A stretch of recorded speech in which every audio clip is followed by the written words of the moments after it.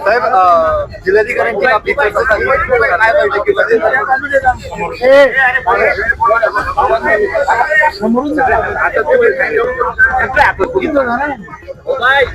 आज सकाळी माझा मुक्काम नाशिकला आहे.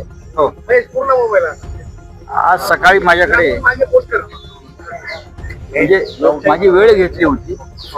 रिंग रोड बाधित जे शेतकरी आहे त्यांच्यावरती काही अन्याय होतो आहे म्हणून त्या भागातले आमचे नगरसेवक केशव पोरजे यांनी शेतकऱ्यांना भेटायचं आहे म्हणून मला सांगितलं आणि त्यानुसार या सगळे शेतकरी आणि हा महिला वर्ग मोठ्या प्रमाणात आला. तोपर्यंत मला या विषयाचं गांभीर्य माहीत नव्हतं. ठीक आहे, जमीन संपादन भूसंपादन होत असते, विरोध होत असतो, पण कमलाबाई धोंडीराम खिरकाडे या आजीबाई आल्या आणि त्यांनी मला त्यांचा हात दाखवला.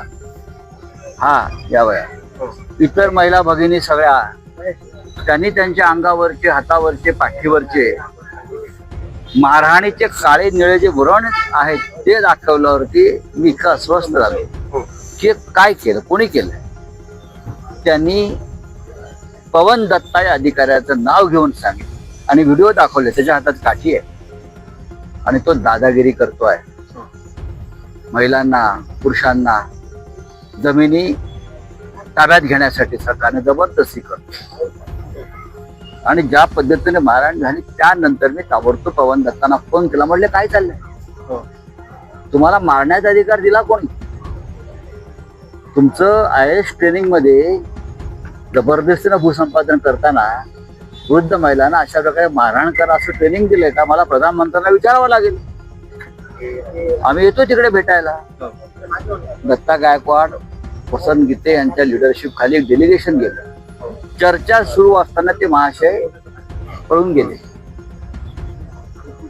ताबडतोब मी इथे आलो. म्हणलं त्याला जिल्हाधिकाऱ्यांकडे जाऊ. जिल्हाधिकारी दुसऱ्या बैठकीला गेले.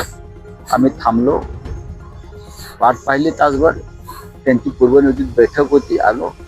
दरम्यानच्या काळात मला महसूल मंत्री चंद्रशेखर बावनकुळे यांचा फोन आला. आपल्या माध्यमातून त्यांनी हे सगळं प्रकरण पाहिलं आणि त्यांनीही त्या संदर्भामध्ये चिंता व्यक्त केली. अत्यंत संवेदनशील भाषेत त्यांनी मला सांगितलं की तुम्ही म्हणता हे जर खरं असेल तर मी नक्कीच त्याच्यामध्ये स्वतः लक्ष घालून हा विषय संपवतो.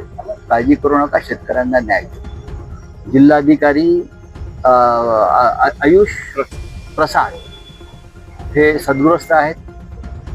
त्यांनीही चांगला संवाद साधून या संदर्भात मार्ग काढण्यासाठी प्रयत्न करतो असं म्हटले आणि मी स्वतः त्यात लक्ष घालणार आहे. सकाळी 7 वाजता सरकार कामाला लागलं. 7 वाजता लोकांच्या घरात घुसले.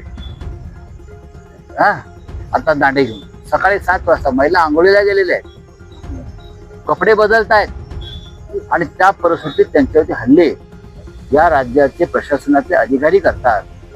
लाज वाटली पाहिजे. तुम्ही काल नाशिकमध्ये धर्मध्वजा फडकावलं ना, काय त्या धर्मध्वजाचे पावित्र्य आहे की नाही? नारी शक्ती कशा करताय?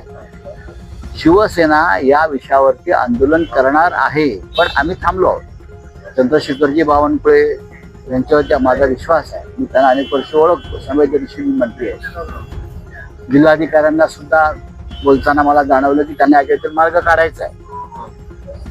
आणि या आजीबाईंसारख्या ज्या असंख्य आमच्या भगिनी आहेत, तुम्हाला त्यांचा आवाज ऐकावा लागेल. तुम्ही जबरदस्तीने त्यांची घरं आणि शेती ताब्यात घेऊ शकणार नाही. तुम्ही समृद्धीसाठी अनेकदा रस्ते वळवलेले आहेत ना, लोकांच्या जमिनी वाचवल्या आहेत.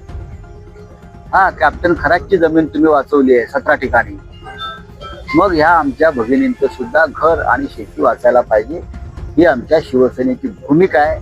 यात मला राजकारण फार आणायचं नाही, पण जर परत पुन्हा या भगिनी तक्रार घेऊन माझ्याकडे आल्या तर लक्षात घ्या, फार या नाशिकमध्ये वेगळा प्रकार घडू शकेल. साहेब आपण आता मागणी काय केलेली आहे जिल्हाधिकाऱ्यांकडे? 2-3 प्रमुख नाही, मुळात असं आहे की या भगिनी आहेत, या आजीबाई आहेत, त्यांचं म्हणणं ऐकायचं. माझं काही म्हणणं नाही. त्यांचं म्हणणं पूर्ण ऐकायचं, त्यांना जे हवं आहे ते त्यांची जमीन सोडणार नाहीत. तुम्ही जबरदस्तीनं त्यांची जमीन घेऊ शकत नाहीत. त्यांनी याआधी 4 वेळा त्यांची जमीन गेलेली आहे. धरणामध्ये गेली आहे, अजून कुठल्या प्रकल्पात गेली आहे, बरोबर नाही? रोडमध्ये त्यांची जमीन गेली, धरणामध्ये गेली, 5-6 वेळा गेली. आता किती वेळा या वयात त्याने जमीन आपली द्यायची? हा साधा भावनिक विषय आहे. आमच्या इतर भगिनींचा सुद्धा तोच विषय आहे. तुम्ही अलाइनमेंट बदलायचं आहे आणि हे जे अधिकारी आहेत पवन दत्ता, त्यांच्यावर तुम्ही त्यांना शोकवास दिली आहे. त्यांनी मला सांगितलं की या घटनेनंतर आणि आता ही सगळं झाल्यावर त्यांना आम्ही ताबडतोब शोकवास दिलेले आहे, त्यांच्याकडनं उत्तर मागवलेलं आहे आणि त्यानंतर आम्ही कारवाईचा विचार करू. ते पळूनच गेले तर खोटं पण बोललेत की जिल्हाधिकाऱ्यांकडे जातो, जिल्हाधिकाऱ्यांनी बोलवलं. नाही, बघा हे त्यांना नवीन सरकारमधलं प्रशिक्षण असेल, खोटं बोला, पळून जा. त्याच्यामुळे हा प्रश्न मी संसदेमध्ये नरेंद्र मोदींना विचारणार आहे, भर पार्लमेंटला विचारणार प्रश्न मी.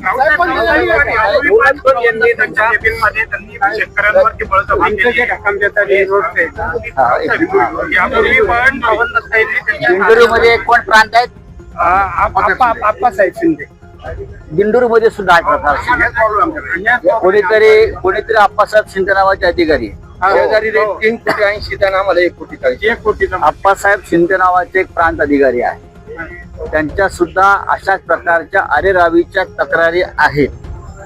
मी दिंडोरीत जाणार आहे हे पण सांगतो.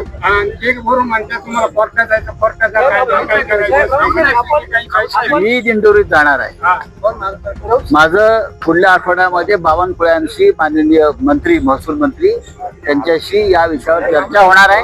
डेडलाईन दिली, पाहू ना. आप्पा शिंदेला बघू ना. सरकार येतात, सरकार जातात. शेजारी मार्केट 3 नंबर हे सांगितलंय, सरकार येतं, सरकारी जातात. अधिकाऱ्यांनी न्यायानं काम करावं.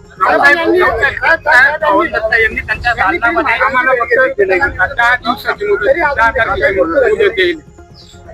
आम्ही कायद्याने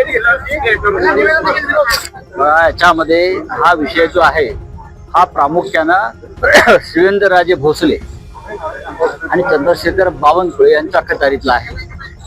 वेळ पडली तर मी गिरीश महाजन यांच्याशी सुद्धा चर्चा करीन. तशीच वेळ पडली तर राज्याच्या मुख्यमंत्र्यांना मी या आजीबाईंची व्यथा त्यांच्या समोर मांडेन.